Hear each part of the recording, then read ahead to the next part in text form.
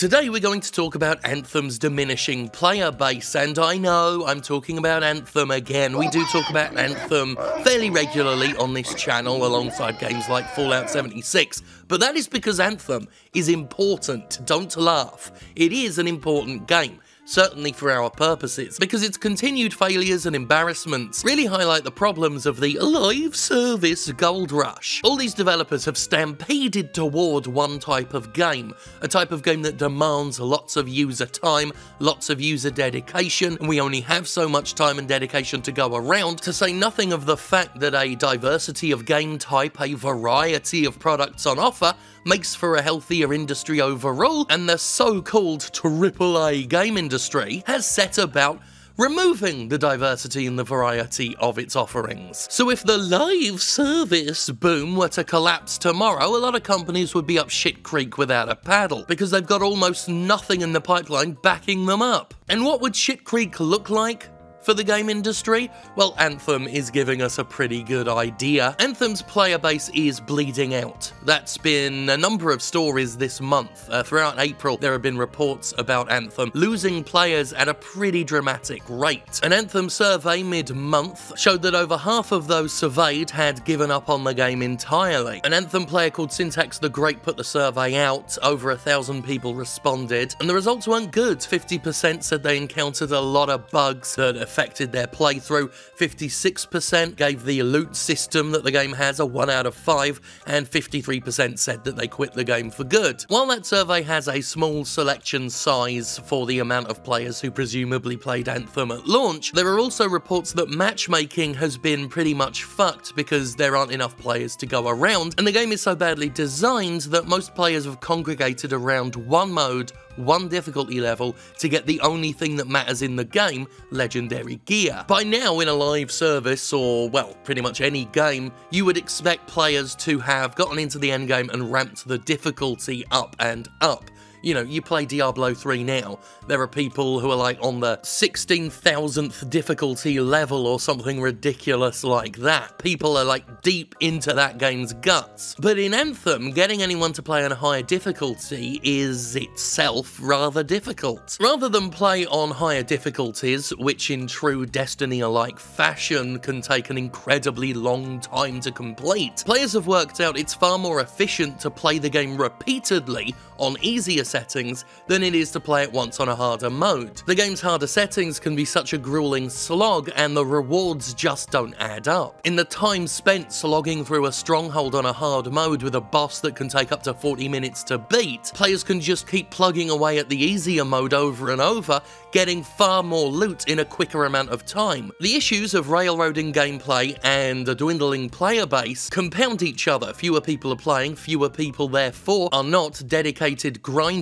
because they're the ones most likely to stick with the game. Anyone who is interested on playing on a higher difficulty finds themselves spawning with incomplete teams, and because those modes are so grueling, you want a complete team to play, so anyone who might be interested in higher difficulty modes are disincentivized to keep trying those modes because they're not getting enough players, so they give up, leaving only the dedicated loot grinders, who themselves are pissed off because Anthem's loot system is unrewarding and shite by design. Anthem is self-contradiction and self-defeating gameplay all the way down. It's an amazing benchmark in self-sabotage. The game did not have enough compelling content at launch to encourage anyone to stick around. The gameplay was repetitive. Every mission felt like the same fucking thing. Wander around, listen to someone talk, fly somewhere, shoot something, play a game of hot and cold, repeat. Anthem tried promising things were coming with a roadmap, which all of these games have now. The roadmaps are basically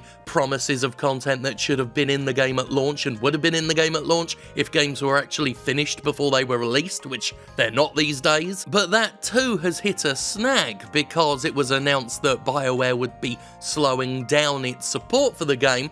this soon, only a few months after it came out, and the roadmap has been delayed indefinitely. Things delayed on the game's 90-day roadmap include the Mastery System, guilds, Phase 2 of the Legendary missions, a weekly Stronghold challenge, leaderboards, Cataclysm, with BioWare claiming, "We set aside time for this work, but the reality is there are more things to fix and improve than we planned for. While this is the best thing to do for the game, it means some items from the calendar will be delayed." Trouble is, if you promise 90 days of support for your game that didn't have all that much compelling content to begin with, and then you go back on that promise while at the same time everybody knows your studio is focusing more and more on Dragon Age 4, it gives the impression that you've given up on that last game and you're focused on something else and the publisher's given up caring. And that's one of the major issues of these live service games. If they're not making the kind of money they've been expected to make, a publisher is probably going to not care about supporting it anymore. After all, a lot of these updates are time and resources being spent on what a publisher would view as free content. These games have their content stretched thinly across months and months to keep people invested in playing the game and spending on the game's microtransactions. But if people aren't doing that, then a publisher could view the resources spent on continuing to support the game as a waste, which from their perspective it kind of is. Now, this indefinite delay on the roadmap is said by BioWare, of course, to be about fixing bugs, which is itself a whole issue with Anthem we could get into. Broken piece of shit. But either way, it's a terrible look for a game that released with such a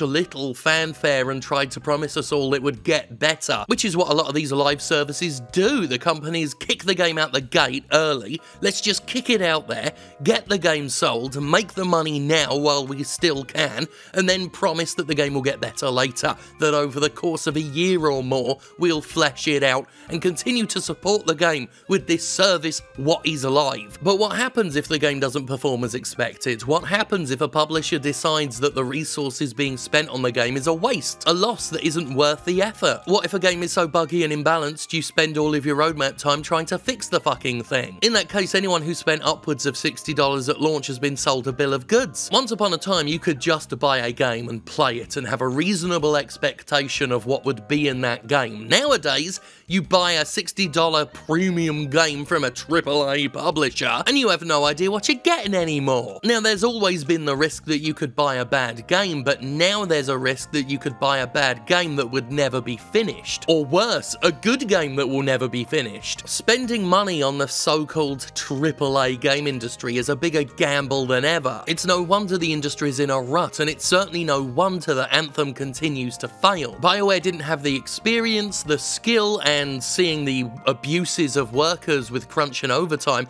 didn't have the ethics to put a live service game together. And it looks like that in trying to support the game at all, they're simply throwing good money after bad. They probably should drop support for the fucking thing. They should have to refund people if they were to do that. They wouldn't, but they should have to refund, since at the point of sale, people were buying it with the expectation that it would be an ongoing live service. But they really ought to just stop it. They really should just cut their losses with Anthem, because it doesn't seem like it's worth it anymore. Now, there have been some games that have turned it around, usually Ubisoft games. They seem quite good over at Ubisoft at eventually dragging their games, their live service games anyway, into something that's high quality. I don't think the BioWare of 2019 is capable of doing that with Anthem. They may very well manage that with Anthem.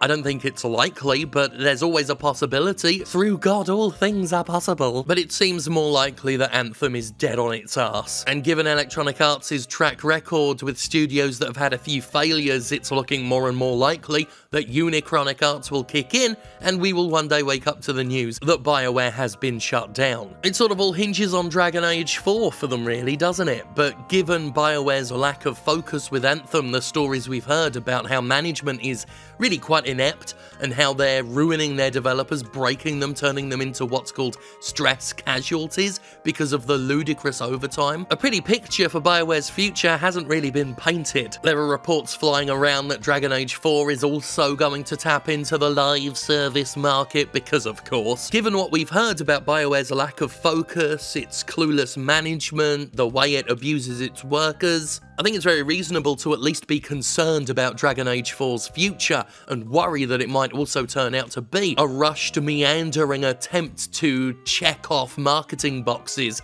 rather than be a good game. Hopefully it turns out well, and hopefully it doesn't come at the human cost that Anthem came at. I mean, that's the real tragedy, isn't it? All of that work, all of that abuse, the developers who were put through the mill, who were physically and mentally harmed in the making of Anthem, and it turns out Anthem itself was shit. And on top of that, it hasn't stopped being shit. It continues to be shit. It's an ongoing problem for BioWare. BioWare has an Anthem problem, and one hopes that that problem does not knock on and cause issues for Dragon Age 4. But, well, I mean, BioWare's output, Anthem, Mass Effect Andromeda, dear. It don't look good. Don't look great. Fingers crossed, eh?